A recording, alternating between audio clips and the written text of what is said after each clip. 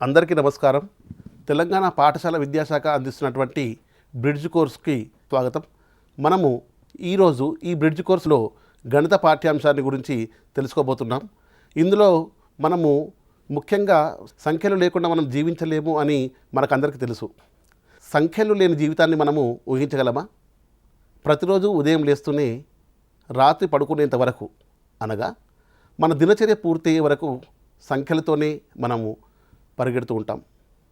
మరి మీకు ఇప్పటికే సంఖ్యలలో కొన్ని రకాల గురించి తెలుసు.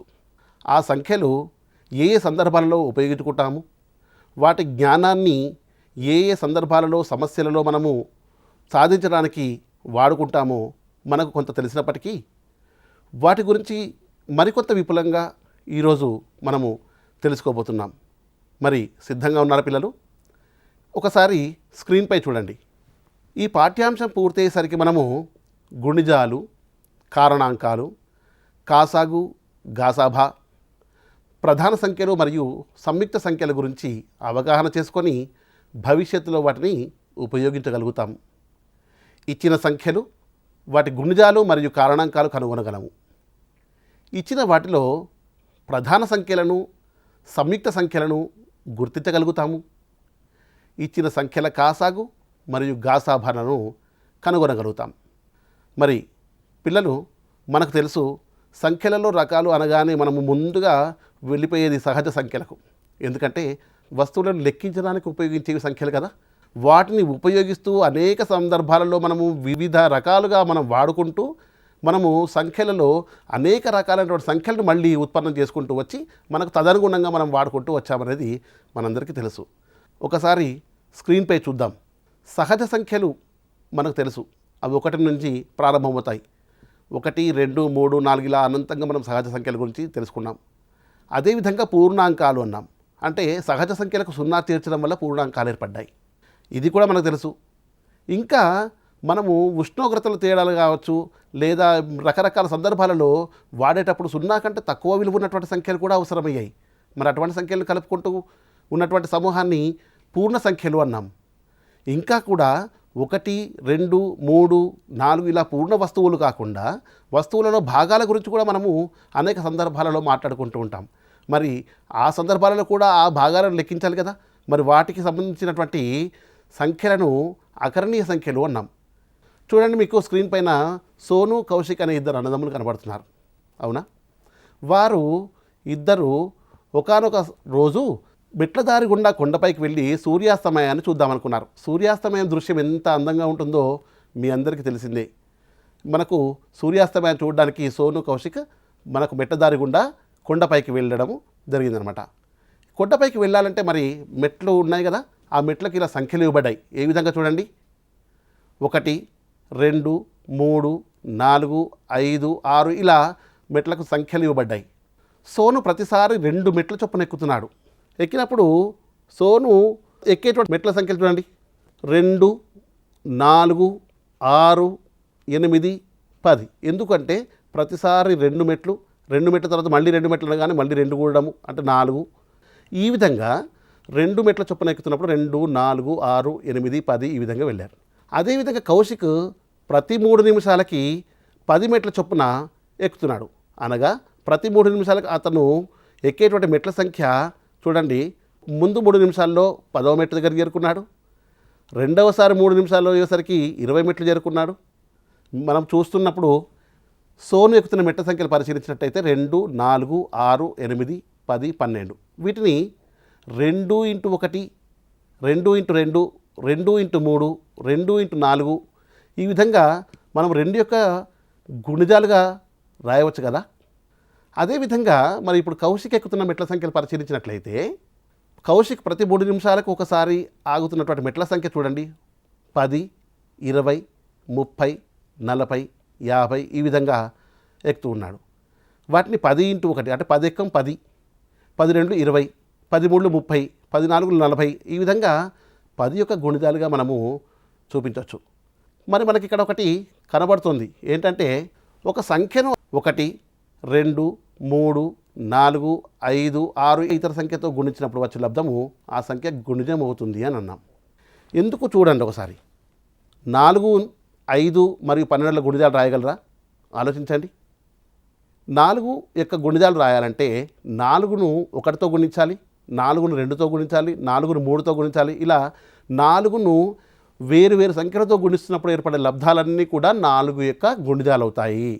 4 యొక్క గుణిజాలు మనకు కనిపిస్తున్నాయి.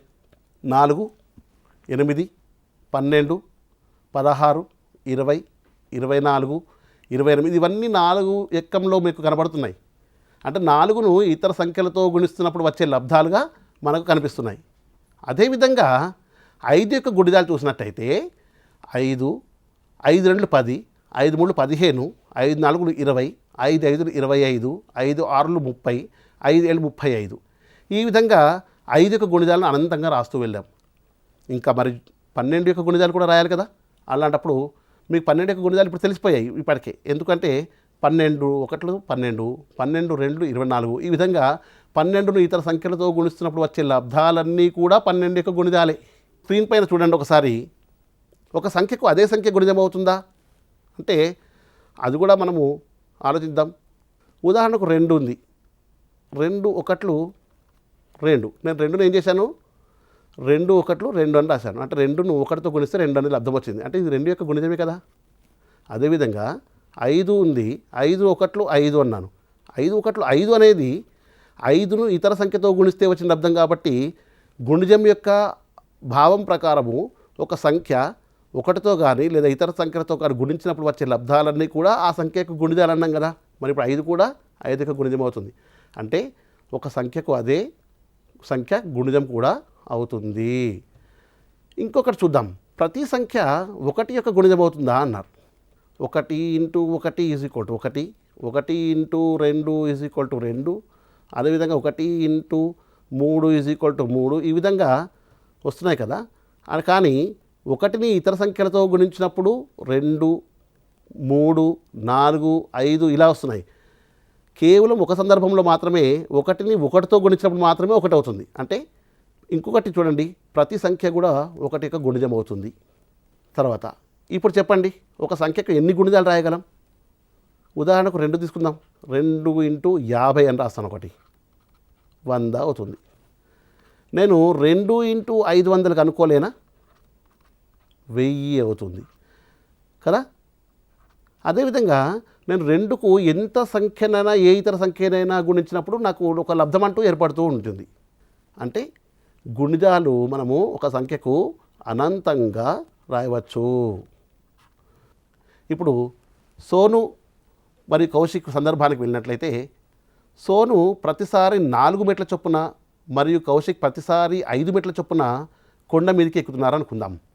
ఇప్పుడు వారిద్దరూ కలవగలిగే లేదా ఎక్కే మెట్ల సంఖ్యలు చెప్పగలరా? ఆలోచించండి. అంటే వారిద్దరు కూడా ఏదో ఒక మెట్ల దగ్గర ఇద్దరు కలిసి అడుగు వేస్తారు. అలాంటి సంఖ్యలు కల మెట్లు ఏవైతే ఉన్నాయో వాటి గురించి మనము ఒకసారి ఆలోచిద్దాం. సోను ప్రతిసారి 4 మెట్ల చొప్పున ఎక్కుతున్నాడు కదా. సోను ఎక్కుతున్న మెట్ల సంఖ్యలు ఏమవుతాయి? మరి 4 యొక్క గుణిజాలు అవుతాయి. ఎందుకు?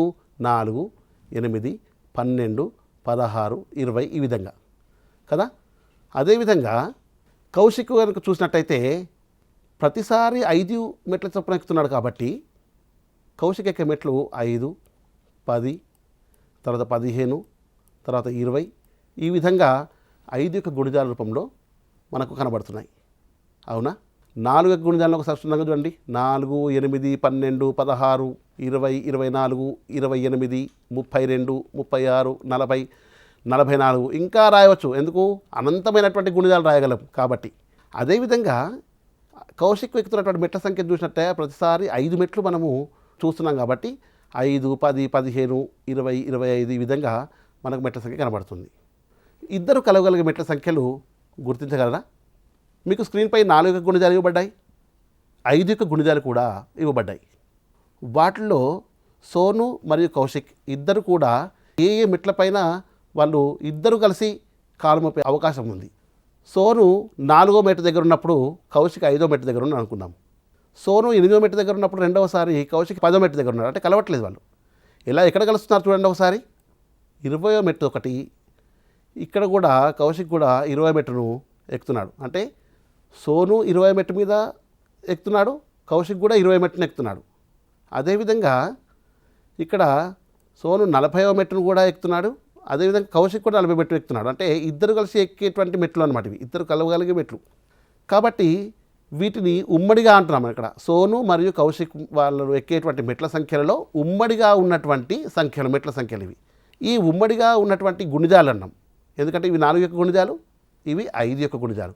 కాబట్టి ఈ రెండింటిలో ఉన్నటువంటి ఉమ్మడి గుణిజాలు లేదా సామాన్య గుణిజాలను చూసినట్లయితే 20, 40 ఈ విధంగా ఇంకా కూడా వస్తుంటాయి. ఎందుకంటే ఇక్కడ వెళ్తున్న కొద్దీ 4, 15, 60 వచ్చింది అనుకుందాం, అంటే 5, 12, 60 కూడా ఉంటుంది. ఇంకా గుణిజాలు మనం అనంతంగా రాయగలం కాబట్టి. కానీ ఇక్కడ మనము ముందుగా ఏ మెట్టు దగ్గర కలవగలుగుతారు అన్నప్పుడు 20వ మెట్టు దగ్గర కలవగలుగుతారు. ఎందుకంటే ఉమ్మడి గుణిజాల్లో అన్నిటికంటే కనిష్ట సామాన్య గుణిజము అన్నాం. అన్నిటికంటే కనిష్ట ఉమ్మడి గుణిజం ఏముంది ఇక్కడ? 20. కనిష్ట ఉమ్మడి అన్నా కనిష్ట సామాన్య గుణిజం అన్నా ఒకటే. సాధారణంగా మనము కనిష్ట సామాన్య గుణిజంగా దీన్ని వ్యవహరిస్తాం. దీన్ని కాసాగు అంటాం. ఇంగ్లీష్లో అయితే LCM అంటాం, లీస్ట్ కామన్ మల్టిపుల్ అని కూడా అంటాం. మరొకసారి మరో సమస్యను సాధించే ప్రయత్నం చేద్దాం. స్క్రీన్ పైన చూడండి. ఇప్పుడు 18 మరియు 24ల కనిష్ట సామాన్య గుణిజం కనుక్కోండి. కాసాగు అంటే కనిష్ట సామాన్య గుణిజము. దీనికోసం ఏం చేయాలో ఒకసారి ఆలోచించండి. దీని సమస్యను సాధించే ముందు ఒకసారి ఆలోచించాలి. ఏంటంటే మనకు కనిష్ట సామాన్య గుణిజము రావాలంటే 18 యొక్క గుణిజాలు తెలియాలి, అదేవిధంగా 24 యొక్క గుణిజాలు తెలియాలి. గుణిజము అనగానే మరొక్కసారి చెబుతున్నాను, మరొకసారి మనం పునర్బలం చేసుకుంటున్నాం. చూడండి, ఒక సంఖ్యను ఇతర సంఖ్యలతో గుణించినప్పుడు ఏర్పడే లబ్ధాలన్నీ ఆ సంఖ్య యొక్క గుణిజాలే అన్నాం. ఇప్పుడు సమస్యను సాధించే ప్రయత్నం చేద్దామా? స్క్రీన్ పైన చూడండి.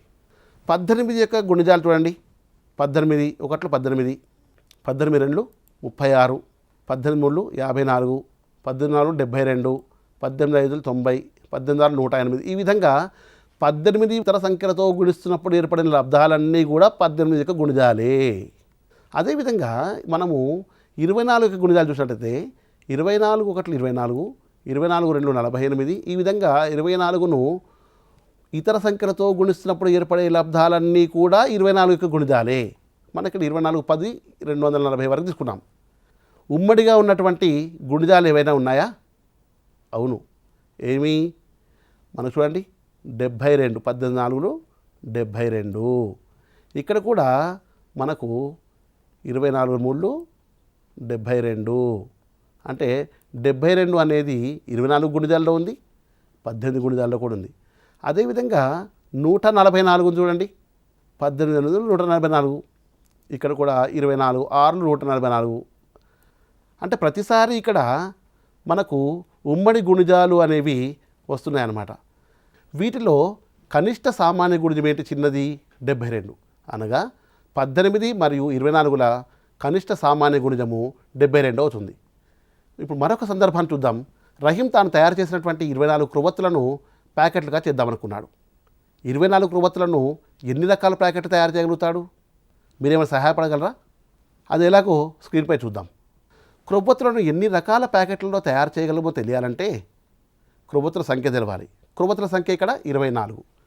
24 క్రొవ్వొత్తులను ఎన్ని రకాల ప్యాకెట్లు తయారు చేయగలము అంటే ఎన్ని సమూహాలలో తయారు చేయగలమో ఇక్కడ మనము టేబుల్లో చూస్తున్నాం. ఒక క్రొవ్వొత్తి అయితే 24 ప్యాకెట్లు, 2 క్రొవ్వొత్తుల చొప్పున అయితే 12 ప్యాకెట్లు, 3 క్రొవ్వొత్తుల చొప్పున అయితే 8 ప్యాకెట్లు, 4 క్రొవ్వొత్తులు చెప్పినట్లయితే 6 ప్యాకెట్లు, 6 క్రొవ్వొత్తుల చొప్పున 4 ప్యాకెట్లు, 8 క్రొవ్వొత్తుల చొప్పున 3 ప్యాకెట్లు, 12 క్రొవ్వొత్తుల చొప్పున 2 ప్యాకెట్లు, లేదా 24 క్రొవ్వొత్తులను ఒకే ప్యాకెట్ చేస్తే ఒక ప్యాకెట్లో మనము వాటిని ప్యాకెట్లలో తయారు చేయవచ్చు. అవునా? అంటే 8 రకాలుగా తయారు చేయవచ్చు. ఇవన్నీ ఎలా తెలిసాయి అంటే 24ను 2 సంఖ్యల లబ్ధంగా రాయగలిగాలి. అంటే మనము 24ను చిన్న చిన్న సమూహాలుగా మనం సమాన సమూహాలుగా విడగొడితే లబ్ధంగా రాయగలుగుతాం. అవి ఏంటి మరి ఆ సంఖ్యలు? ఒకసారి చూద్దాం. చూడండి, 24 సంఖ్యను 1, 2, 3, 4, 6, 8, 12, 24 ఇలా లబ్ధంగా రాయవచ్చు కదా. అంటే ఈ సంఖ్యలన్నీ 24ను నిశ్శేషంగా భాగిస్తాయి కదా. ఒకసారి చూడండి, 24ను 6తో భాగిస్తే 6 4 24, శేషం 0. ఒకవేళ 24ను 12తో భాగిస్తే 12 2 24, శేషము 0. అంటే ఈ పైన చూపిస్తున్నటువంటి సంఖ్యలన్నీ కూడా 24ను నిశ్శేషంగా భాగిస్తాయి. మరి వీటిని 24 యొక్క కారణాంకాలు అనవచ్చా? ఎందుకు? ఈ 24 అనే సంఖ్యను ఈ పై సంఖ్యలు 1, 2, 3, 4, 6, 8, 12, 24 ఇవన్నీ కూడా నిశ్శేషంగా భాగిస్తున్నాయి. అందుకని కారణాంకాలు అనవచ్చా అని అడుగుతున్నాం. చూద్దాం కారణాంకాలు అంటే ఏంటో. ఒక సంఖ్యను ఏ సంఖ్యలు నిశ్శేషంగా భాగిస్తాయో వాటిని ఆ సంఖ్య యొక్క కారణాంకాలు అంటాం. ఉదాహరణకి 12 ఉందనుకుందాం. 12ను మనము 6తో భాగిస్తే 6 2 12 వస్తుంది. అంటే 0 శేషం కదా. అంటే 6 అనేది 12 యొక్క కారణాంకం అవుతుంది కదా. ఆ విధంగా అనమాట. 1 అనే సంఖ్య అన్ని సంఖ్యలకు కారణాంకం అవుతుందని చెప్పవచ్చా? అన్ని సంఖ్యలకు కారణాంకం అవుతుంది. ఎందుకంటే ప్రతి సంఖ్యను 1 యొక్క లబ్ధంగా రాయవచ్చు. ఇంకోటి ప్రతి సంఖ్యను 1 అనేది నిశ్శేషంగా భాగిస్తుంది కూడా. ఏ సంఖ్యకు అదే కారణకం అవుతుందా? ఏ సంఖ్యకు అదే కారణకం అవుతుందా చెప్పండి. అంటే అవుతుందని చెప్పవచ్చు. ఎందుకు? 24 ఉంది. 24ను 24తో భాగిస్తే 24 1 24 శేషం 0. 12 12తో భాగిస్తే 12 1 12 శేషం 0. ఈ విధంగా ప్రతి సంఖ్యకు అదే కారణకం అవుతుంది. తర్వాత ఒక సంఖ్య యొక్క కారణకము ఎల్లప్పుడూ ఆ సంఖ్య కన్నా తక్కువ లేదా సమానంగా ఉంటుంది. ఇది సరి అయినదేనా అంటే అవుననే అంటాం. ఎందుకంటే 24 యొక్క కారణకం 24 కావచ్చు, లేదా 24 కన్నా తక్కువ కావచ్చు. అంతేగాని 24 కంటే ఎక్కువ ఉండే అవకాశమే లేదు. ఒక సంఖ్యకు అనంత గుణిజాలు రాయగలుగుతాం, కానీ ఒక సంఖ్యకు అనంత కారణాంకాలు రాయగలుగుతామా అంటే, ఉదాహరణకు మీకు 10 లడ్డూలు ఇచ్చామనుకోండి. 10 లడ్డూలను ఎన్ని సమూహాలుగా విభజించగలుగుతారు సమానంగా అంటే, ఒక్కొక్క లడ్డు ద్వారా 10 సమూహాలు పెట్టవచ్చు, 2 2 పెడితే 5 పెట్టవచ్చు, 5 5 పెడితే 2 పెట్టవచ్చు, లేదా 10 లడ్డూలు ఒకటి పెడితే ఒకే సమూహంగా పెట్టవచ్చు. అంటే అక్కడికి సమాప్తం అయిపోయింది. అంటే ఒక పరిమితి కలిగి ఉంది. కాబట్టి కారణాంకాలన్నీ కూడా పరిమితంగా ఉంటాయి. మనం ఇంతకుముందు కూడా అనుకున్నాం, 24 కన్నా తక్కువ ఉంటుంది అని అనుకున్నాం కదా. ఒక సంఖ్య యొక్క కారణకము ఆ సంఖ్యకు సమానంగా కానీ ఆ సంఖ్య కన్నా తక్కువగానే అనుకున్నాం. అంటే ఆ సంఖ్య దగ్గరికి పరిమితి అయిపోతుంది. అంటే మనము పరిమిత సంఖ్యలో మాత్రమే కారణాంకాలను మనం రాయగలుగుతాము. అదేవిధంగా స్క్రీన్ పైన మరొక సందర్భాన్ని చూద్దాం. నేను మా పాఠశాల ఆవరణలో 24 గులాబీ మొక్కలు మరియు 36 లిల్లీ పూల మొక్కలు నాటాలనుకున్నాను. అయితే ప్రతి వరుసలో ప్రతి రకం మొక్కలు సమానంగా ఉండాలనుకున్నాను. అలా గరిష్టంగా ఎన్ని వరుసల్లో నాటగలుగుతాను ఒకసారి చూద్దాం. దీనికి కూడా మనం ఏం తెలుసుకోవాలంటే, 24 మనకు గులాబీ మొక్కలు, 36 లిల్లీ మొక్కలు ఉన్నాయి కాబట్టి 24 36ల కారణాంకాలు తెలుసుకోవాలి ముందు కదా. కాబట్టి 24 కారణాంకాలు చూడండి. అంటే 24 యొక్క కారణాంకాలు అంటే ఏ సంఖ్యలు అయితే 24ను నిశ్శేషంగా భాగించబడతాయో అవి కారణాంకాలు అన్నాం. ఇక్కడ 1 × 24, 2 × 12, 3 × 8, 4 × 6 ఈ విధంగా రాశాం కదా. అప్పుడు మనకు ఎన్ని కారణాంకాలు ఏర్పడుతున్నాయి? 1 2 3 4 6 8 12 24 ఇవన్నీ కూడా 24 యొక్క కారణాంకాలు. అదేవిధంగా 36 యొక్క కారణాంకాలు చూసినట్లయితే 1 × 36, 2 × 18, 3 × 12, 6 × 6, 4 × 9 ఇవన్నీ కూడా 36 సమానమే కదా. మరి 36 యొక్క సంఖ్యను మనము ఈ సంఖ్యల యొక్క లబ్ధాలుగా రాస్తున్నాం కాబట్టి ఇవన్నీ కూడా నిశ్శేషంగా భాగిస్తాయి 36ను. చూడండి ఇక్కడ 1 2 3 4 6 9 12 18 36 ఇవన్నీ కూడా 36 యొక్క కారణాంకాలు అవుతాయి. ఇప్పుడు మనకు కావాల్సింది ఏంటి? పూల మొక్కలు సమాన సంఖ్యలో, అంటే ప్రతి రకంవి సమాన సంఖ్యలో ఉంటూ గరిష్టంగా ఎన్ని వరుసలు పెట్టవచ్చు అన్నాం. చూద్దాం ఒకసారి.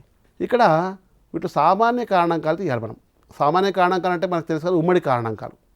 ఉమ్మడి కారణాంకాలు ఏమున్నాయి? 1 2 3 4 6 12 ఇందులో ఉన్నాయి, ఇందులో కూడా ఉన్నాయి. కామన్గా ఉండేటివి అంటే ఉమ్మడిగా ఉండేటివి, వాటి సామాన్య కారణాంకాలు అంటున్నాం. గరిష్టంగా ఎన్ని వరుసల్లో అన్నాం కాబట్టి నాకు గరిష్ట సామాన్య కారణాంకం కావాలి.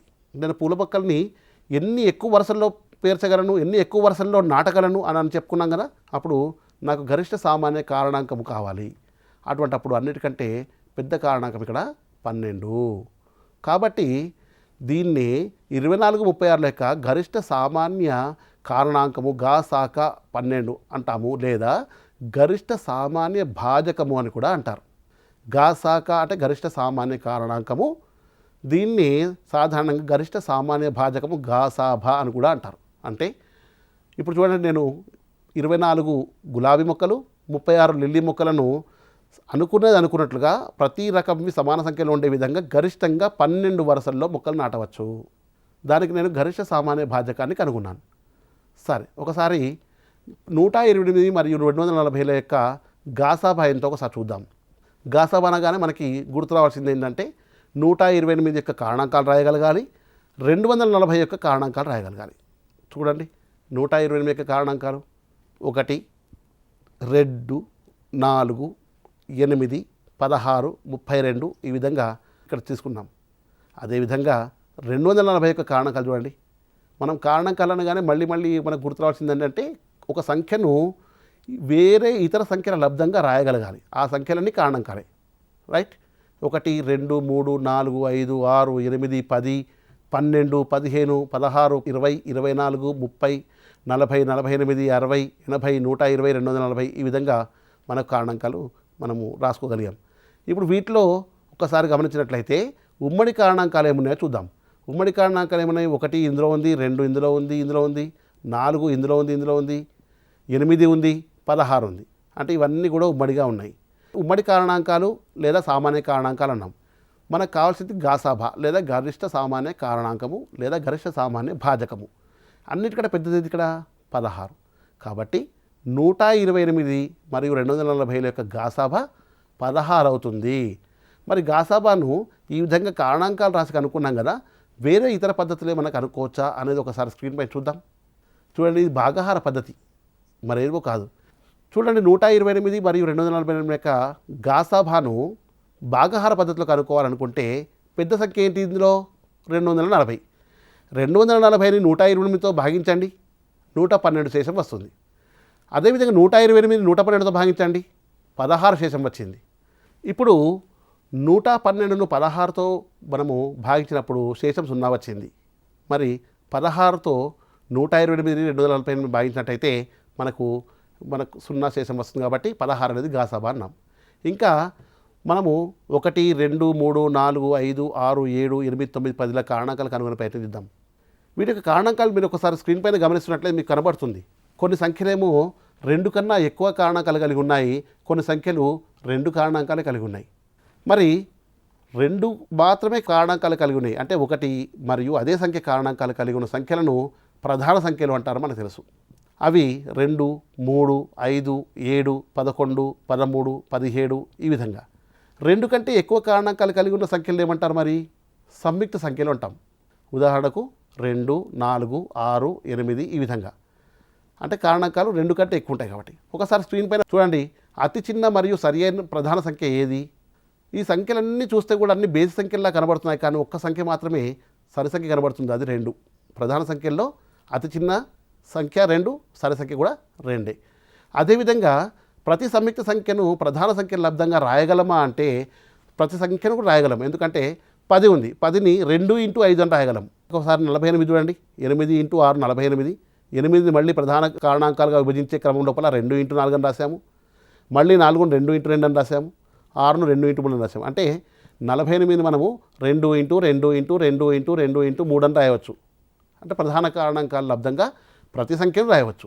ఇది ఎందుకు మనం చెప్పుకుంటున్నామంటే మనకు కాసాగు గాసాబాలను ప్రధాన కారణాంకాల లబ్ధంగా రాసుకొని కనుగొనే ప్రయత్నం చూద్దాం. ఇక్కడ 24, 60ల యొక్క కాసాగు మరియు గాసాబాలను ప్రధాన కారణాంకాలుగా విభజించి కనుక్కుందాం. అంటే ప్రధాన కారణాంకాలుగా అంటే ప్రధాన సంఖ్యల లబ్ధంగా 24ను రాయాలి. రాస్తే 2 × 2 × 2 × 3 అని వచ్చింది. అదేవిధంగా 60ని ప్రధాన కారణాంకాలుగా లబ్ధంగా రాయగలిగితే 2 × 2 × 3 × 5 అని ఉంది. ఇక్కడ మనం వాటిని డిస్ప్లే చేస్తున్నాం. అయితే 24 మరియు 60ల యొక్క ప్రధాన కారణాంకాల లబ్ధాలుగా రాసిన తర్వాత కనిష్ట సామాన్య గుణిజం కావాలంటే వీటిలో గరిష్ట సంఖ్యలో ఉన్నటువంటి 2 ఎన్ని ఉన్నాయో తీసుకొని, గరిష్ట సంఖ్యలో 3 ఎన్ని ఉన్నాయో తీసుకొని, గరిష్ట సంఖ్యలో 5 ఎన్ని ఉన్నాయో లెక్కించి మనం కాసాగా అనుకుంటాం. అంటే 2, 2, 4, 2, 8, 3, 24. 24 × 5 రావాలి ఇక్కడ. ఎందుకంటే 24 5లు ఎంత? 120. 24 × 5 120. అంటే కాసాగా ఏమవుతుంది ఇక్కడ? 120 అవుతుంది. అదేవిధంగా ఘాసాబా చూసినట్టయితే మనకు ఈ కామన్గా ఉండేటువంటి అంటే ఉమ్మడిగా ఉండేటువంటి చూసినట్టయితే 2 ఒకసారి తర్వాత 3 ఒకసారి తీసుకుంటే 2, 2, 4, 3, 12 ఘాసాబా 12 అవుతుంది.